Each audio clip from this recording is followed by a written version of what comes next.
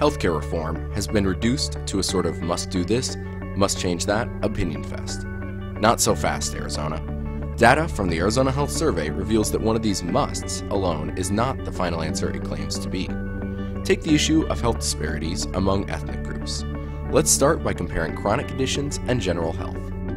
First, it's important to note more than a third of all Latinos lack health coverage compared to just 8% of whites.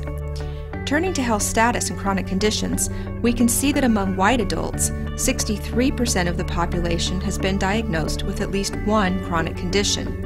In contrast, a significantly smaller percentage of adult members of the Latino community, just 43%, report being diagnosed with a chronic condition.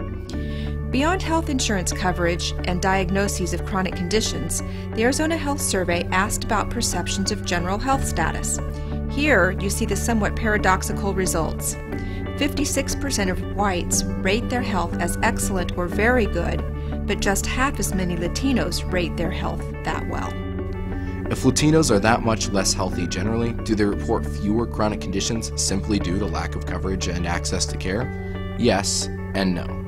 You see, 38% of Latinos did not visit a doctor or hospital in the past 12 months, relative to just 13% of whites. It's easy to jump to the conclusion that Latinos' lack of insurance limits their access to needed care, and that this is the reason they're less likely to have been diagnosed with a chronic condition. But there is almost no difference in the avoidance of care for cost or other reasons between members of the Latino community and whites. When faced with a self-identified need for care, Latinos and whites have similar patterns of care seeking. The data say that Latinos are clinically healthier with far fewer reports of diagnosed chronic conditions than their white counterparts. But Latinos also report much lower quality of life and sense of well-being as compared to whites. At the same time, Latinos are also less likely to have had a medical visit and are less likely to have insurance coverage, especially employer-provided coverage. But despite these differences, there is no real difference between care-seeking or avoidance behavior.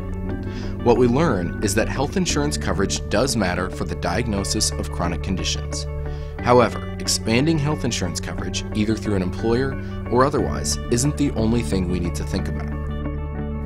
Expanding health insurance coverage and engaging people at the social and cultural levels may create significantly better health outcomes than coverage changes alone. This reminds us that the social factors promoting and undermining the health of individuals and populations should not be confused with the social processes underlying their unequal distribution. We know from a clinical perspective the causes and preventive measures that mitigate the burden of disease, and we know to a large extent the political factors that influence healthcare delivery.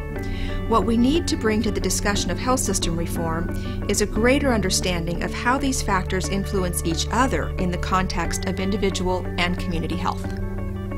To learn more about the Arizona Health Survey, please visit www.arizonahealthsurvey.org. Stay healthy, Arizona.